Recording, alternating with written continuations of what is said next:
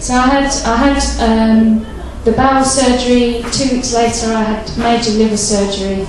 And Chris was overcoming his own fears at that point, because he doesn't like hospitals, doesn't like, really had a fear of any kind of sickness or anything like that.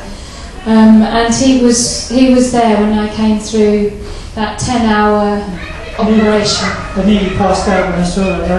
It was not a pretty sight.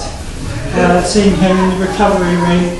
After 10 hours of surgery, I waited 3 hours and she still hadn't come out. And I had to go and catch a ferry, so I spoke to a nurse and said, "Is there any chance I can see her?" And they went in and they found out she was the only one left in the recovery room, and let me go in and see her. But she, well, it wasn't a pretty sight, it really wasn't. And I had to go outside because I just couldn't cope with it. But I made the trip over to the hospital about 2 times a week, I think, to go and see her. So I overcome my fear of hospitals. Praise God. But, yeah, we're just so grateful for surgeons like Professor Primrose and the skill that they have. He told us that he got everything that he could see, and that was a relief. Let Gina tell you the rest. So I was in hospital for approximately 6 weeks, and I have to say I have never ever felt so weak and shocked at the way that I appeared. I remember, forcefully being determined to go and have a shower one day, and making the nursing assistant, I want to have a shower. I feel disgusting, and she went with me on it, against the nurse that was in charge's advice. But that's my kind of character. I will do what I want. And I remember going in and seeing a mirror for the first time, luminous would be the right description. I was luminously yellow.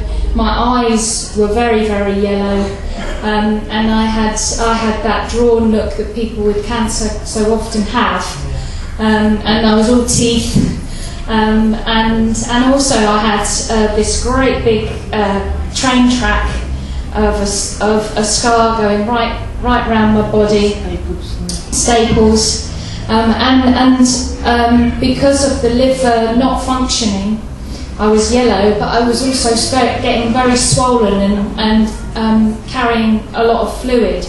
So I was sick legs and huge belly, all teeth, and I was horrified. I was horrified, and the fragileness of life at that point.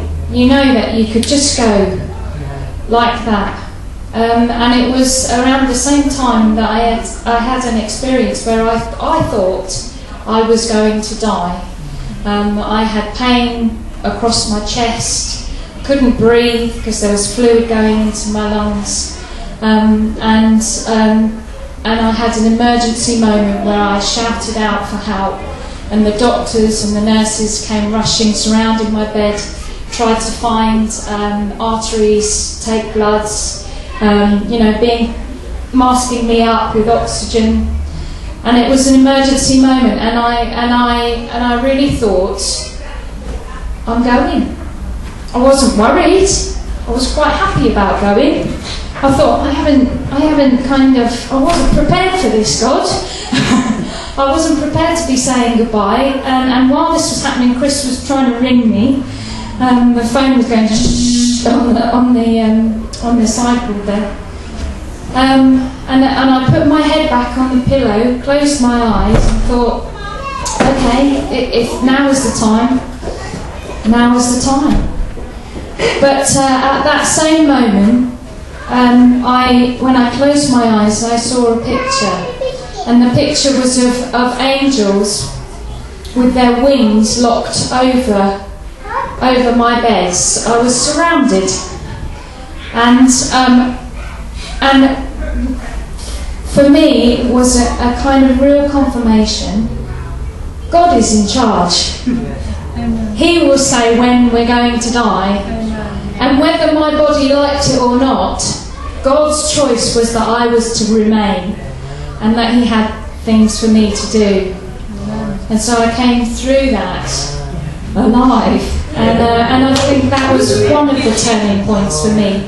I felt more confident after that God was looking after me. But the story kind of, having come through surgery, I came out of surgery, came home, and you will remember what I looked like then.